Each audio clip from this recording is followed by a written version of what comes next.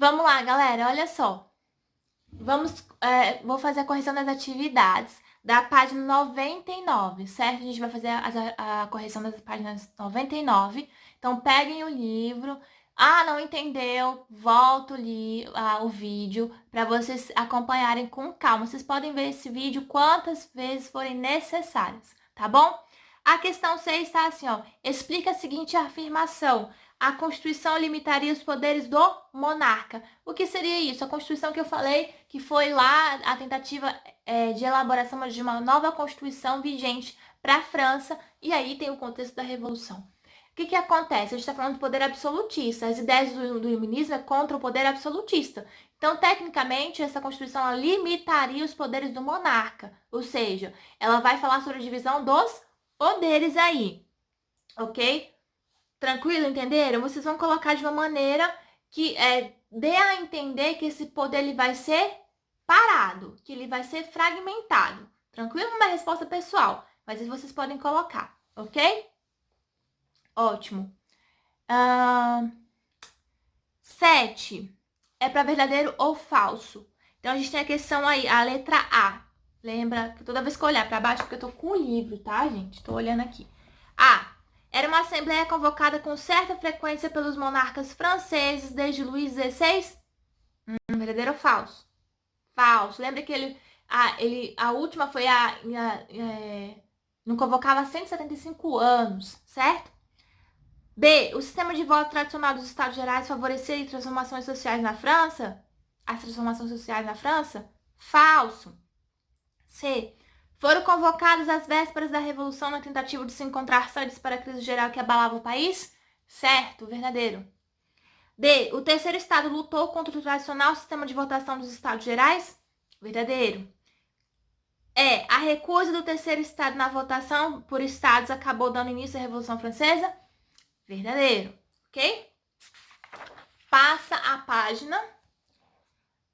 A gente tem um textinho que os senhores já leram, eu já li, todo mundo já leu, e a gente vai responder, você é o historiador, tá? Quais são as principais queixas apresentadas neste documento? Quais seriam? As queixas não estão relacionadas ao pagamento dos altos impostos, os privilégios das ordens superiores, a desvalorização dos camponeses? Então, vocês coloquem esses três aspectos. Desvalorização dos camponeses, os altos impostos que vão ser pagos e os privilégios das ordens superiores, ok? Para os camponeses que escreveram esse documento, qual seria o problema de não serem representados apenas por deputados do terceiro estado? Olha só, os camponeses eles exigiam ser representados por pessoas submetidas às mesmas imposições, ou seja, estavam entendendo que teriam os mesmos interesses defendidos por eles. Então, vocês vão colocar assim, ó, eles entendiam, que só assim teriam os seus mesmos interesses defendidos por eles, tá? É a letra B. Aí embaixo nós temos a questão invertida. Essa questão invertida, eu vou ler, tá? E aí a gente responde. A grave situação econômica pode ser justificada por dois motivos específicos: as guerras e os gastos com os privilegiados.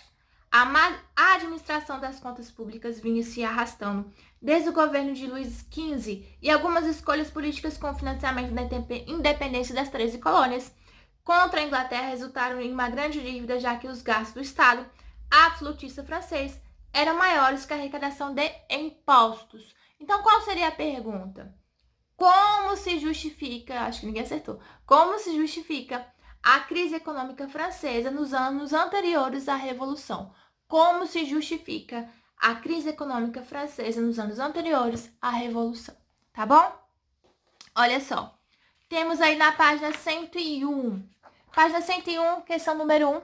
A gente tem, segundo o historiador Eric Hobsbawm, autor do livro A Era das Revoluções, no final do século XVIII, o preço do pão registrava a temperatura política de Paris, com a exatidão de um termômetro. Então, ele está falando para a gente interpretar essa frase. Se o termômetro era o preço do pão, significava o quê? Que o pão estava num custo alto ou baixo? Alto, assim como as tensões políticas e econômicas. Então, é nesse sentido que vocês vão colocar. certo? O alimento era muito caro, o trigo na época estava um absurdo e as pessoas de menor poder aquisitivo não podiam usufruir, não podiam comprar. Por isso que a gente tem a crise econômica, a crise social nesse sentido. Beleza? Vamos lá. Questão número 2. Tem um textinho aí, certo? Que é para responder a questão 2 e 3.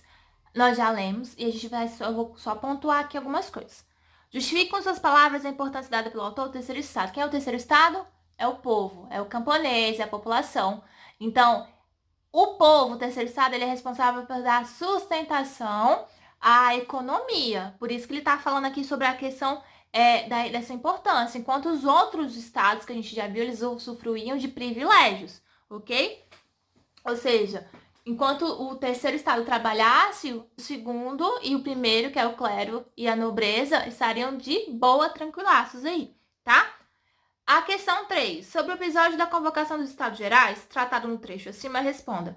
Quem são os privilegiados mencionados no texto? Acabei de falar, o clero e a nobreza.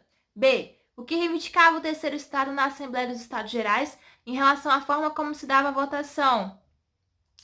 Lembra que eu falei no vídeo anterior? O terceiro estado ele queria que a votação fosse feita por cabeça, individualmente. O que acontecia não era isso. Era um representante do clero, da nobreza e do povo. Então ficava sempre 2 votos a 1. Se fosse por cabeça, como eu falei, obviamente a população era bem maior. Então ia ser um número justo, digamos assim, né? Então eles teriam uma mudança dessas práticas que eram exercidas tanto pelo clero quanto pela nobreza. Página 102, questão 4. O que era a Assembleia dos Estados Gerais e por qual motivo o rei Luís XVI a convocou? A Assembleia, ela tinha origem feudal, certo?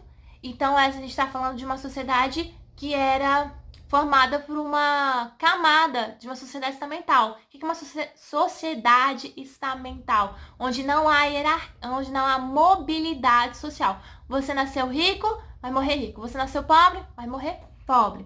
Então, a gente está falando disso aí. Por que que o rei Luís convocou? Para decidir, discutir sobre as decisões políticas, certo? E finanças do reino. Ele realizou, lembra que ele realizou essa assembleia, que era inativa depois de 175 anos, que vai ser assim, exatamente um marco histórico, exatamente para debater, as questões sociais e econômicas do país. Só que a gente sabe que não vai dar certo. A 5 é bem tranquila. Por que é tranquila? Para vocês criarem um parágrafo com essas palavras que estão aí. Então é bem de boazinha mesmo. Ai, professora, que preguiça. Deixa de ser preguiçoso. Para com isso, menino. E olha só, questão 6, coisa que eu adoro. Amo, mapa mental. Vamos fazer mapa mental. Gente, qual é o tema aí? Qual é a palavra-chave? As causas da Revolução Francesa. É a palavra-chave